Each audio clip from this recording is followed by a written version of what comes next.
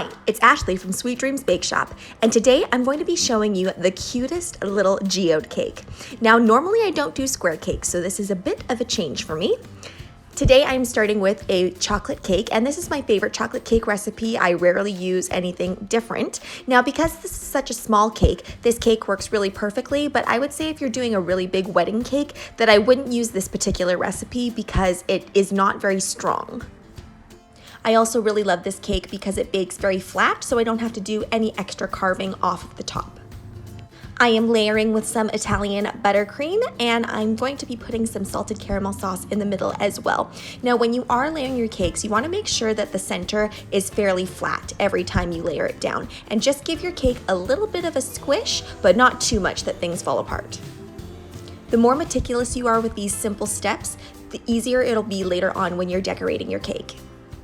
After I layer my cake, I usually like to do an extra little sweep to make sure there's no additional crumbs. Even though we're doing a crumb coat right here, you want to eliminate as much crumb fallout as possible. If you find that you're having a little bit of an issue with actually crumb coating your cake, maybe the layers inside are sliding, then I would just pop it into the fridge for a little bit longer, maybe about 15 to 20 minutes until things really harden up between your layers, and then it'll be a lot easier for you to crumb coat. You don't need to be too perfect with this, but good coverage is important so that you don't have to do that many layers. When you are crumb coating, you want to be really mindful of keeping those edges nice and sharp. Make sure that you don't swipe around the buttercream. Once you are happy with your crumb coat, place it in the fridge for a minimum of 30 minutes. This should give you enough time for everything to kind of harden up and form a little bit of a crust so you can put on the nice icing on the outside. To get this really nice blue color, I just didn't mix in my gel food colorings all the way. To form the geode portion, it's really easy. You're just going to carve out whatever part of the cake that you would like to carve out and then fill it in with a little bit of white buttercream. And then I'm adding in these little candy rocks. Now, my supplier actually sells these rocks as is like this, but if you don't have this, you can find those little rock candy lollipops and then break them up.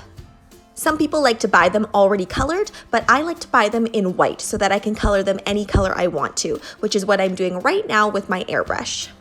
You totally don't need an airbrush system for this. You could use edible paints or you could use gel food coloring watered down with a bit of vodka. Using the exact same buttercream and not changing the consistency at all, I am making a few flowers.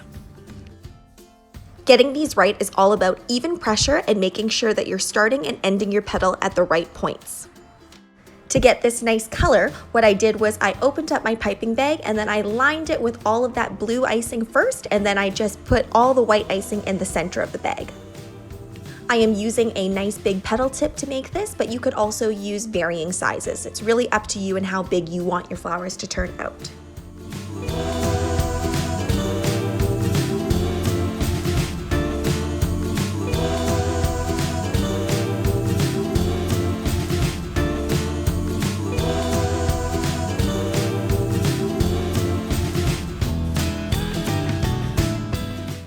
Place these in the freezer until you can handle them without them falling apart in your hand.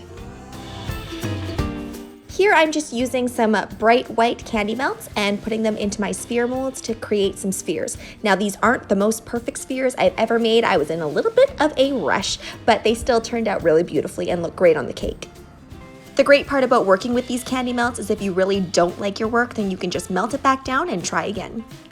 To cut down that edge of the buttercream that was all sticking up before, I used an X-Acto knife once everything was nice and solid and it cut like butter, because it mostly is butter. And then I added some chocolate spheres and I put the roses on with a little bit of buttercream and then added some macarons to finish it off.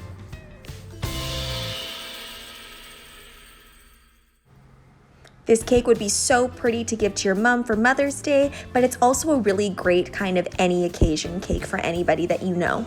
From start to finish, the cake probably took me about 2.5 hours to complete, so it is a bit of a quicker cake project. I also love that the geode aspect allows you to cover up any issues you might have had when you were smoothing out the buttercream.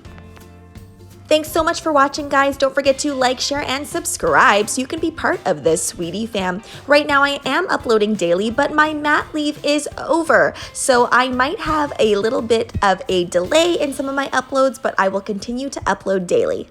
Bye!